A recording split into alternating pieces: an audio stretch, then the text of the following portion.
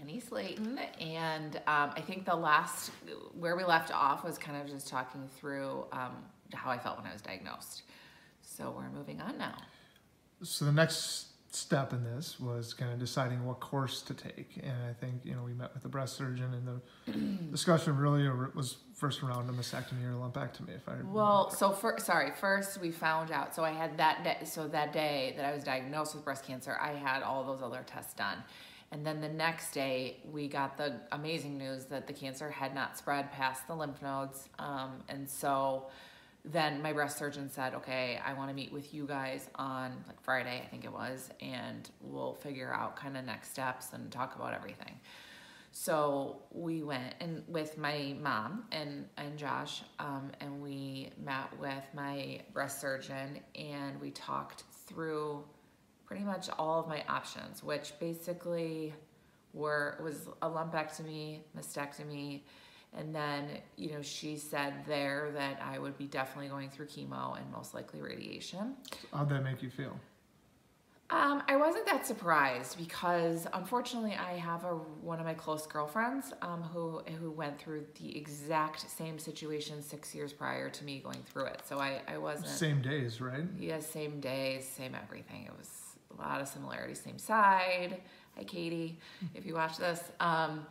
Grew up in the same neighborhood. Yeah, I grew up in the same neighborhood. So I wasn't really surprised once I knew the extent of the cancer, knowing that it was in the lymph node and all that. I kind of was expecting, I think you were too, Josh, like expecting that. So going backwards a little bit, the lumpectomy, mastectomy, I mean, my situation was unique in that I did have 6 teeny tiny tumors, and my breast surgeon said she would support a lumpectomy, but basically was like, your breast is gonna be deformed. But in my head, I had gone into the meeting with a decision already made that I was going to be having that double mastectomy. Why did you make that decision? I think because, I don't know if I've kind of lessened my chances of having a recurrence because of having a mastectomy, but from just kind of hearing about women with breast cancer and all that, anyone that kind of has a lumpectomy, I felt like I kept hearing about people that had lumpectomies, and then they would have breast cancer come back, and then they would have to go back and have the mastectomy anyways. And so I really didn't want to have surgery again, and I felt like for some reason this kind of lowered my chances of that happening. Were you scared kind of going into this? And we'll talk about kind of the surgery and the day of and stuff like that. But were you, as you made the decision to have a mastectomy, did it cause you kind of feelings of loss or just knowing what was, being taken from you, especially given... Yeah, so I mean, obviously I was breastfeeding Rose, my 4th and last child. And that, I think, was the hardest part for me. So I think that, sorry.